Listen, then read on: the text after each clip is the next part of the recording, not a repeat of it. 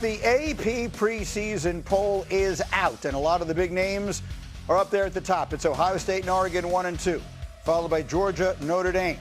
5 SEC teams in the top 10. Last year's finalists are 6 and 7, Indiana and Miami.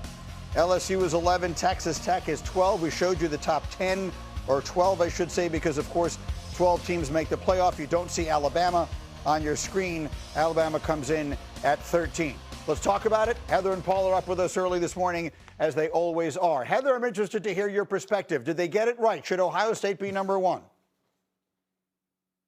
Texas should be number 1 because when you do a preseason ranking, it's based on who has the most answers. And when you look at the Longhorns, I don't see a more complete team in the country, not only on the field, but also in personnel, too. And I'm talking specifically about the hire of Will Muschamp as their defensive coordinator. Last year was not the year for Texas.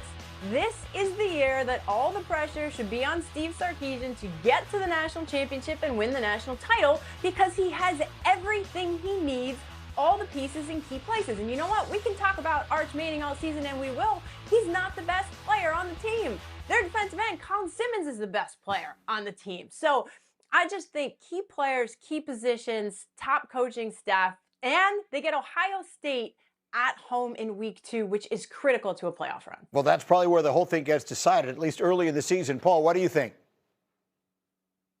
I thought I was watching me last year listening to Heather, but Heather, you make a great point, but you're wrong. The number 1 team ought to be Oregon. They have the quarterback back. Greeny, I'll let you defer, but Dante Moore probably could have been playing in your backyard and losing as often as the Jets did last year. But the point is, Oregon has everything going for them. They also have a chip on their shoulder after getting blown out the last 2 years in the playoffs. And frankly, if it wasn't Oregon, I would put Notre Dame there. Ohio State should be about 3rd or 4th.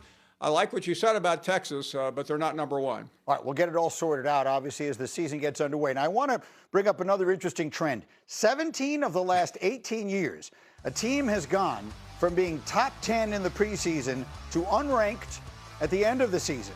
There are actually 3 of those teams last year: Penn State, LSU, and Clemson. We've seen at least 3 teams do it in 5 of the last 7 seasons. So, Paul, as you look at everything, you look at both the crystal ball and the schedules, which is a team that you think you could see falling out of this thing completely? Oklahoma. And they have an elite defense under Brent Venables, but I absolutely hate their schedule, Greeny. They have John Mateer back. He was banged up last year, and they went into a bit of a tailspin, even though they made the playoffs, although they lost at home, giving up a 17-point lead to Alabama. But I think they could run into a buzzsaw, especially early on, second week of the season at Michigan.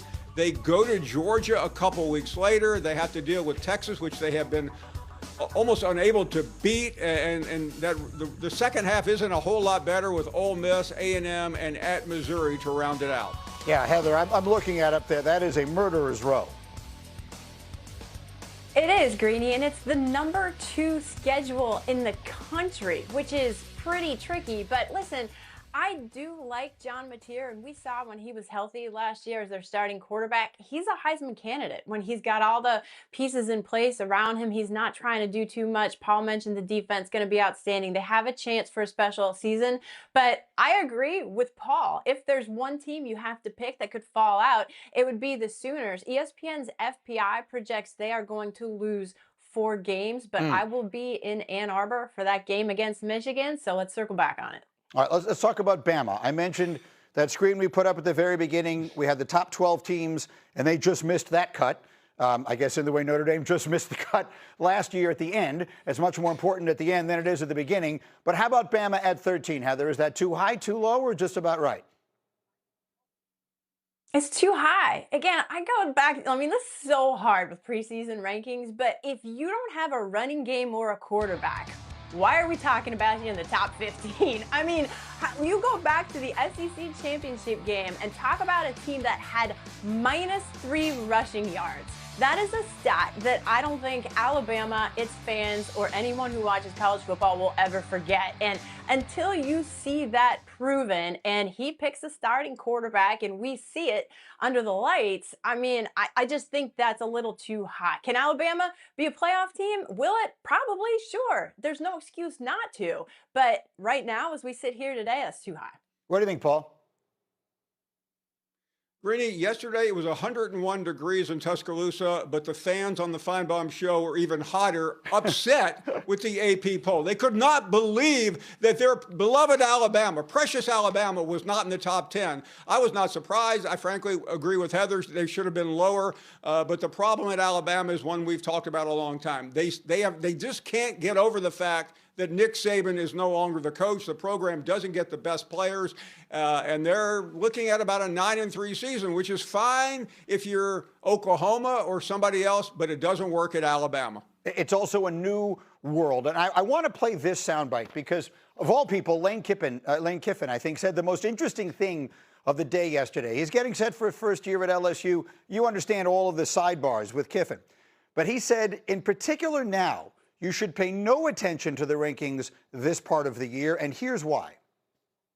I've been parts of where we've been low a year ago and finished really high, and where we've been really high and finished really low. So, now more than ever, it really shouldn't mean anything. I mean, we don't know as coaches, let alone media or coaches know other teams, because we barely know our own team how we'll play, because you have so many new players.